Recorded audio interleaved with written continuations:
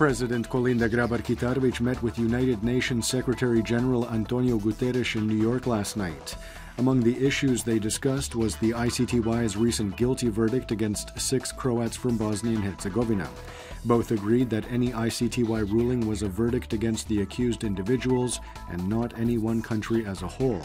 She said that her primary concern was to ensure that no conflicts arose between Croats and Muslims in Bosnia and Herzegovina as a result of the verdict. Today, the President will participate in a thematic session of the United Nations Security Council dealing with the work of the ICTY. Diversity and reconciliation in Bosnia and Herzegovina was discussed in European Parliament today. The Archbishop of Vrh Bosna, Cardinal Vinko Puljic, and the Grand Mufti of Bosnia and Herzegovina, Husein Kavazovic, are participating in the discussion. Both called for prudence, while Cardinal Puljic emphasized that the recent ICTY verdict against 6 Bosnian Croats was negative, as it had stigmatized one group of people. He concluded that the international community would have to bear the responsibility for that. In light of Dubrovnik's Veterans Day today, Prime Minister Andrej Plenković visited the southern Croatian city yesterday, where he visited Mount Srđ and laid a wreath and lit candles at the cross for veterans killed in the Homeland War. He also visited the Homeland War Museum, where he met with Homeland War veterans. He noted that Parliament had recently passed into law a bill regulating the rights of Croatian veterans and their families.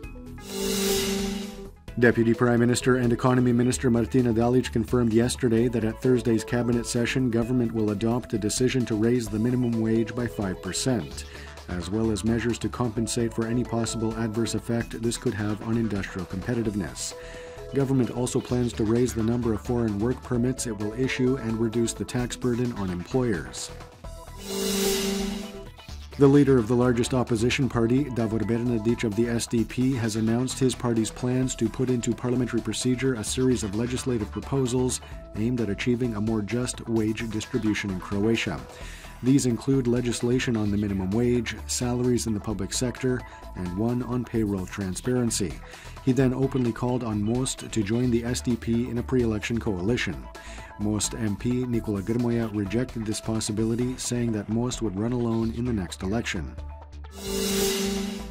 Taking a quick look at sports, in the regional Southeast European Handball League, PPD Zagreb lost to Meshkov Brest 24-23 in Belarus last night. Meanwhile, Nexa from Nashica played Dinamo Pančevo to a 25-all draw in Serbia. After 9 rounds of play, Zagreb is 3rd and Nexa 8th in the 10-team league. And now the forecast for the remainder of the day. Predominantly sunny with some moderate cloud cover on the northern Adriatic. Winds will be mild inland with a mild to moderate southwesterly in mountainous regions. The coast will see a mild northwesterly and westerly. Highs will be between 6 to 11 degrees Celsius inland, 11 to 15 on the Adriatic. The 3-day forecast for the interior calls for predominantly sunny and relatively warm weather on Thursday. However, there is a chance of some rain in mountainous regions. Warmer still on Friday, however, cloud cover and rain will move in from the west and spread to the rest of the country by nightfall. There will be a strong southwesterly. Colder on Saturday, when precipitation will turn to sleet and snow. The coast will see increased cloud cover on Thursday with some rain on the northern Adriatic. This will spread to the rest of the coast on Friday and Saturday. Southwesterly winds will shift to a northeasterly and bring with it cold temperatures.